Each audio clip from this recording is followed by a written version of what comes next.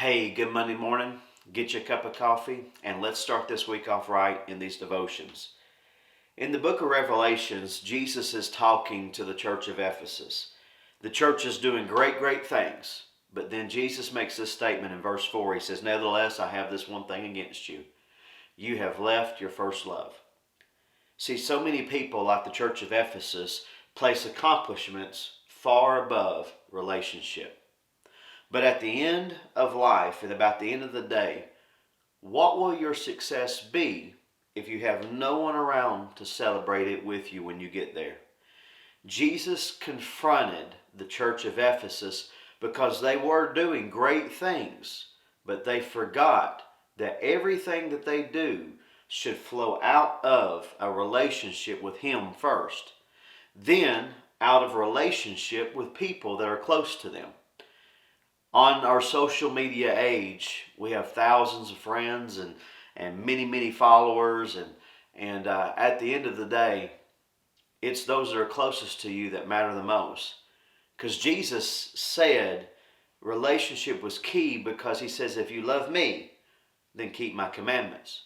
In other words, Jesus was making this statement: if you keep the relationship with me up to date, then you'll have no problem keeping the commandments out of the love that you have for me.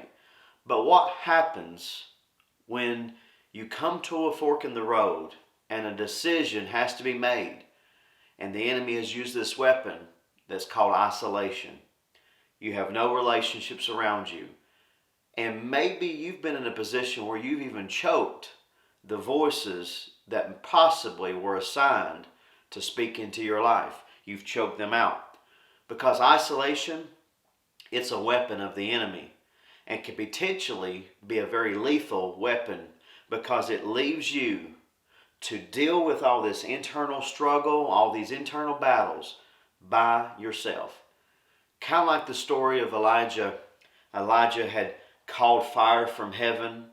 He had confronted all the prophets of Baal. He had done all these great exploits, and Jezebel makes a statement.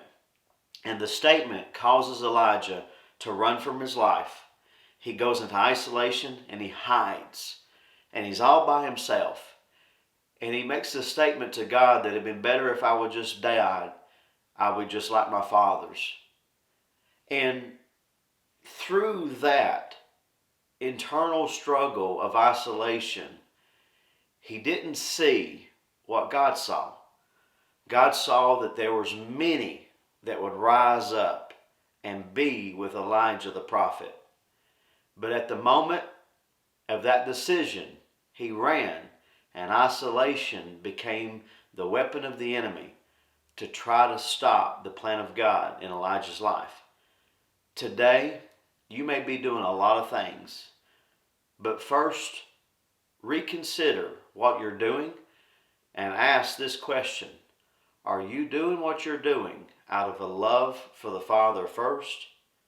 And are you doing this, what you're doing, the success that you're thriving for, are you doing it out of love for people? Because if you can't love God, you really can't love people. And if you don't love people and you don't love God, at the end of the day, you can't really love yourself.